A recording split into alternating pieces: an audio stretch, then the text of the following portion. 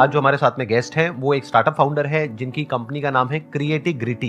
Please give an energetic and warm welcome to the one and only Pramod Raj Shukla.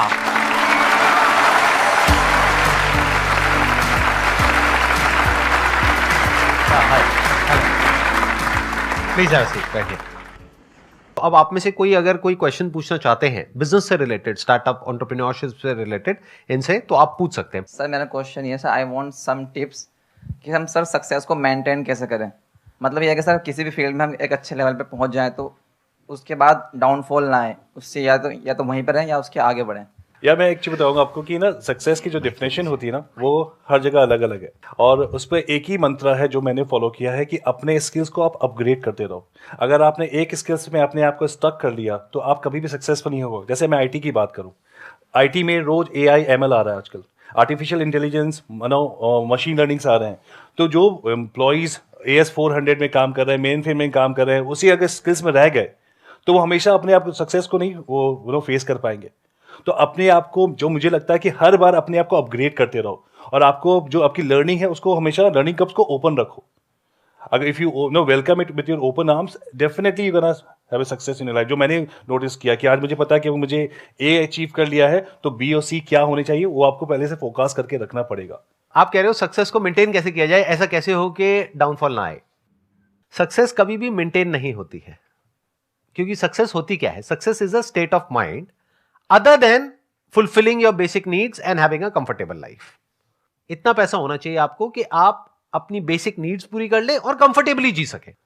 दूसरा, success के लिए जो important criteria है that is state of mind.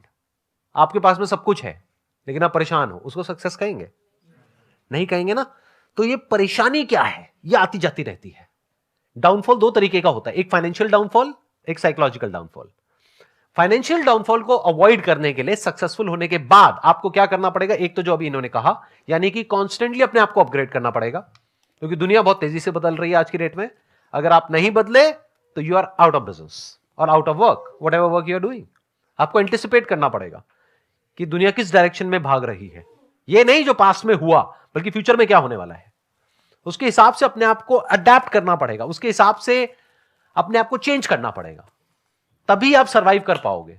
नहीं तो आप बाहर हो, और एक बार फाइनेंशियली आप अनस्टेबल हो गए तो उसको सक्सेस कहेंगे? तो फाइनेंशियल जो डाउनफॉल होता है उसके पीछे जो रीजंस होते हैं उसको हमको समझना पड़ेगा। वो रीजंस क्या होते हैं? एक, हम जरूरत से ज्यादा रिस्क लेते हैं। ऐसे बहुत लोगों की आपने कहानियां सुनी होंगी, बहुत पैसा कमा लिया, बिलियनियर्स थे, ये थे वो थे, फिर उल्टे पुल्टे रिस्क ले लिए, खुद का बैकग्राउंड कुछ और, काम कुछ और किया, उसके बाद में सर के ऊपर आ गया कर्जा, वो सक्सेस मेंटेन नहीं हो पाई। तो सक्सेस को फेलियर बनने में कितनी देर लगती है? बहुत थोड़ी सी देर लगती है। एक गलत डिसीजन। वो गलत डिसीजन क्या? कोई भी ऐसा काम जहां पे रिस्क जरूरत से ज्यादा है या आपकी लाइन से रिलेटेड नहीं है, तो आपको हमेशा रिवॉर्ड और रिस्क को कैलकुलेट करके चलना है, प्लस अपने रिसोर्सेज को देखना है। अरे भाई, जितना पैसा है उतना ही लगाओ ना। ले भी रहे हो बैंक से तो इतना लो जितना कि आप आराम से दे सको। इतना क्यों ले रहे हो कि जो आपकी सारी कंपनियां बिक जाएंगी फिर भी आपके पास में नहीं है पैसा देने के लिए? तो दैट इज वन। दूसरा हो जाता है साइकोलॉजिकली। साइकोलॉजिकली ऐसा कैसे हो कि हमारी जो सक्सेस है वो मेंटेन हो पाए? ऐसा कभी नहीं होगा। साइकोलॉजिकली सक्सेस का मतलब है ग्रोथ, नॉट अचीवमेंट।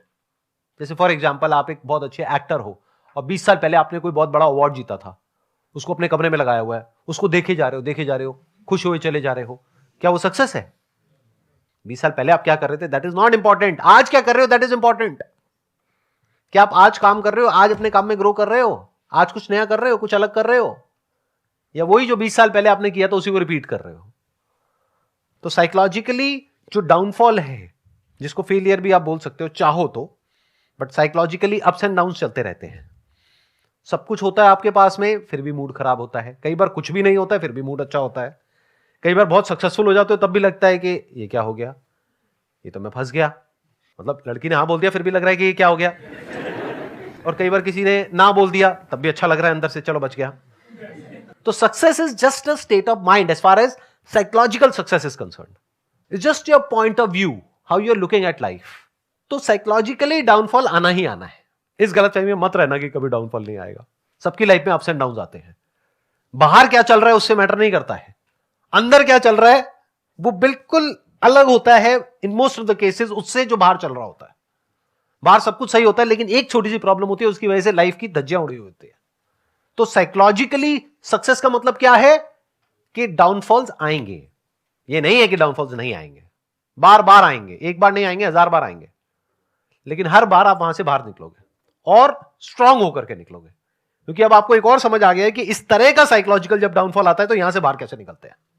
मेरा क्वेश्चन ये है कि मैं बिजनेस या कुछ करना चाह रही हूँ, माइंड हमेशा से कि यार कुछ अलग करना है, और वही बेसिकली साइकोलॉजिकली मुझे अचीवमेंट या ग्रोथ को जानना है। मतलब बेसिकली आज यहाँ ये इसलिए हूँ क्योंकि मुझे इस एनर्जी को फील करना था।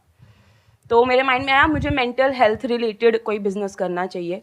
तो इज इट ओके इस तरीके के टॉपिक से रिलेटेड बिजनेस करना? व्हाट शी सेइंग इज कि क्या मेंटल हेल्थ से रिलेटेड भी बिजनेस किया जा सकता है? आपके क्या थॉट्स हैं इसके बारे में? बिल्कुल किया जा सकता है और काफ़ी लोग कर रहे हैं। अगर आप बैंगलोर में देखिए, मैं पॉडकास्ट भी करता हूँ और मैं पॉडकास्ट में 2-3 लोगों का मैंने इंटरव्यू किया है। वो मेंटल हेल्थ पे एप्स रन कर रहे हैं जहाँ पे वो साउंड हीलिंग कर रहे हैं, म्यूजिक हीलिंग कर रहे हैं, राइट। वो ऐप अवेलेबल है, डाउनलोड करके लोग उसको यूज़ कर रहे हैं। तो आप बिजनेस कर सकते हो, लेकिन ये देखना बहुत ज़रूरी है कि वो आइडिया कितना आगे चलेगा। क्योंकि मेंटल हेल्थ में जब हम बात करते हैं मेंटल हेल्थ में कोई बिजनेस करने का, लोग थोड़ा हेजिटेंट हो जाते हैं, यार ये मेंटल हेल्थ में पैसे क्यों लगाना है। लेकिन listen to Sandeep Maheshwari, right. हाँ हाँ, तो अगर आप ऐसा कोई बिजनेस करोगे तो आपका सबसे बड़ा कॉम्पिटिटर तो मैं ही हूँ। और मैं जो अपनी सर्विस दे रहा हूँ वो उस कॉस्ट पे दे रहा हूँ कि और कोई नहीं दे सकता है।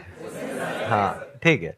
सवाल उठता है कि क्या मेंटल हेल्थ से रिलेटेड बिजनेस किया जा सकता है? डेफिनेटली किया जा सकता है। इनफैक्ट मेंटल हेल्थ ही क्यों, किसी भी काम से related, any work for that matter, उससे रिलेटेड बिजनेस किया जा सकता है। But what you need to ask yourself is, not me, not him, what you need to ask yourself is how passionate you are for solving this problem. Mental health is a big problem. India में अभी awareness बिल्कुल भी नहीं है mental health से related. But future में जैसे जैसे ये प्रॉब्लम बढ़ेगी, जो बढ़नी ही है टाइम के साथ साथ, जैसे जैसे हमारा जो लाइफस्टाइल है वो चेंज हो रहा है, जैसे जैसे हमारी ईटिंग हैबिट चेंज हो रही है, जैसे जैसे जो एनवायरनमेंट है वो और पॉल्यूटेड होता चला जा रहा है, जैसे जैसे हमारी लाइफ में स्ट्रेस बढ़ रहा है, एंजाइटी बढ़ रही है, तो मेंटल हेल्थ इश्यूज बहुत बढ़ने वाले हैं फ्यूचर में। तो अगर उससे रिलेटेड आप कोई काम करते हो, दैट इज द फ्यूचर। तो ये काम ऐसा है जो हमेशा रेलेवेंट रहेगा। इससे रिलेटेड क्या क्या बिजनेसेस हो सकते हैं, I am not the right person to ask, because मैंने इससे रिलेटेड कभी कोई बिजनेस नहीं किया है। तो आपको क्या करना होगा, ग्लोबली देखना होगा लोग इससे रिलेटेड क्या क्या बिजनेसेस कर रहे हैं। वहां पर आप देख सकते हो क्या क्या गैप्स अवेलेबल है, क्या क्या प्रॉब्लम्स है, किस किस तरह की है। फिर उससे रिलेटेड आप सोच सकते हो कि उन प्रॉब्लम्स को सॉल्व करने में मैं कितनी पैशनेट हूं, मैं कितना पैशनेट हूं। अगर आप हो तो definitely there is a big opportunity. अगर आपका बैकग्राउंड है मान लो साइकोलॉजी का, तो आप डायरेक्टली थेरेपी दे सकते हैं। इन प्लेटफॉर्म्स को आप यूज कर सकते हैं। जैसे there are lot of platforms जहां पर आप जा करके डायरेक्टली जो पेशेंट्स हैं उनको ऑनलाइन कंसल्टेशन दे सकते हैं, थेरेपी दे सकते हैं। क्या वहां पे पैसा कमाया जा सकता है? बिल्कुल कमाया जा सकता है। तो डिपेंड करता है कि आपका बैकग्राउंड क्या है, उसके हिसाब से सोचना होता है कि हम क्या कर सकते हैं। अभी मुझे ऐसा लगता है ना कि बहुत हद तक ये ना एक फैंसी वर्ड हो गया है स्टार्टअप, और मुझे स्टार्टअप करना है। और मैं बहुत लोगों से जब बात भी करता हूँ तो लोग कहते हैं कि ये क्यों करना है स्टार्टअप, क्या रीज़न है? अरे यार मुझे अपना बॉस खुद बनना है, अरे मुझे यार वो 9 to 6 वाली जॉब नहीं करनी है। अरे कल मेरे बॉस में से चिल्ला रहा था। लेकिन ये जो कॉन्सेप्ट है वो एब्सोल्युटली रॉन्ग कॉन्सेप्ट है। इस पर आप सक्सेसफुल नहीं हो सकते क्योंकि अंदर से फील नहीं हो रहा, आप चीज़ों से भागने की कोशिश कर रहे हो। Exactly right. और वो ज़्यादा प्रॉब्लमेटिक, क्योंकि आपको बताओ जब अपना स्टार्टअप स्टार्ट करोगे आपकी कोई टाइमलाइन नहीं है, आप कितने घंटे काम करोगे, 18, 19, 20 घंटे काम करोगे। मैं कभी सोचता हूँ यार मैं जॉब में था जब मैं ज़्यादा खुश था, आज 100 लोगों की 200 की सैलरी पे करनी है, फैमिली मेरी इतनी बड़ी है, उनकी सैलरी जानी है टाइम पे, उसके लिए आपको दिन रात मेहनत करनी पड़ेगी, दिन रात। तो ये जो कॉन्सेप्ट है ना कि आइडिया या कुछ नया करते हैं, करो, अच्छी बात है, बहुत अच्छी बात है अगर आपके पास आइडियाज आ रहे हैं, लेकिन वो फील होना चाहिए अंदर से, वाकई मुझे करना है। SWOT एनालिसिस हमने सुना है, SWOT, SWOT analysis, strength, weaknesses, opportunities and threat. कोई भी फील्ड में आप कुछ भी काम करो, SWOT एनालिसिस जरूर करो, उसको पॉइंट्स लिखो कि आपकी क्या स्ट्रेंथ है, तो आपको पता चले क्या अपॉर्चुनिटीज आपको मिलेंगी, आपकी वीकनेसेस क्या है, आपको थ्रेट्स पता चलेंगे, अच्छा ये मुझे नहीं करना चाहिए। आप करके देखो, आप सक्सेसफुल हो गए होगे। ये बहुत ही मतलब कॉमन चीज है जो कि सबको करना चाहिए सर, जो आप हमेशा बोलते हैं कि लिखो, सोचो, समझो। अभी जो आपने क्वेश्चन पूछा उससे रिलेटेड एक बहुत ही सिंपल सा आइडिया आया मेरे माइंड में कि अगर मैं आपकी जगह होऊंगा तो क्या करूंगा। आज की डेट में बहुत सारे सोशल मीडिया प्लेटफॉर्म्स हैं, जैसे फॉर एग्जांपल फेसबुक है। फेसबुक पे ग्रुप बनाना, क्या उसके पैसे लगते हैं? नहीं लगते, कोई भी बना सकता है। तो क्या हो अगर आप एक ऐसा ग्रुप बनाओ जहां पे धीरे धीरे मैनुअली आप लोगों को इन्विटेशन भेजो, धीरे धीरे लोग ऐड हो, धीरे धीरे कॉन्वर्सेशन शुरू हो, धीरे धीरे लोग वहां पे पोस्ट करना शुरू करें, वो ग्रुप धीरे धीरे बड़ा होता चला जाए विद टाइम। एकदम से नहीं होगा, 1-2 दिन में नहीं होगा, कुछ महीने लगेंगे, हो सकता है 1-2 साल भी लग जाए, पर जब वो ग्रुप बड़ा हो जाता है फिर आप उनको बोलो कि हम ऑफलाइन मिलेंगे। तो उसके लिए एक जगह हायर करनी पड़ेगी जहां पर सब लोग बैठेंगे और बैठ करके अपनी अपनी प्रॉब्लम्स शेयर करेंगे एक दूसरे से।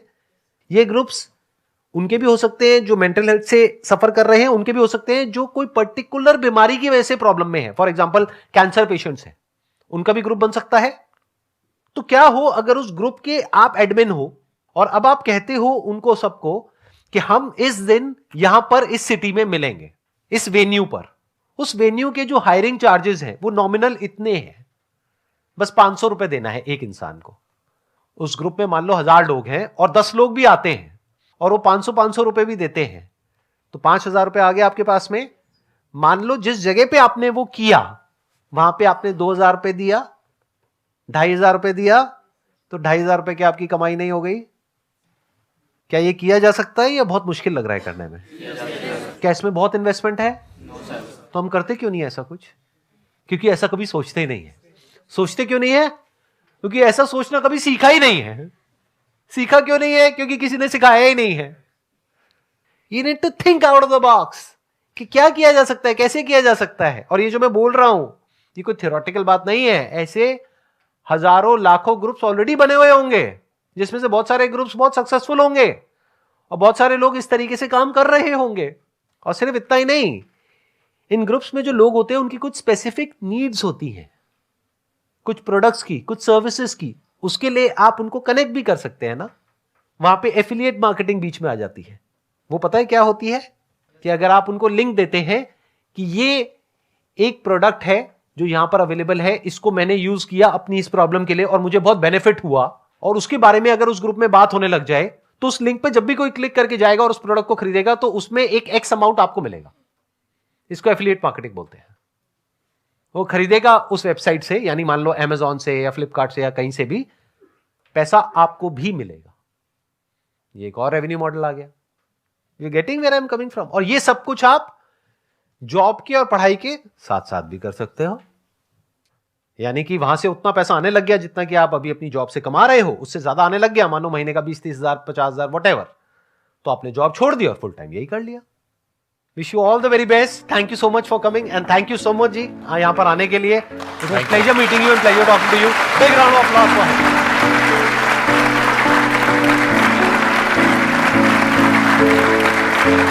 हिम।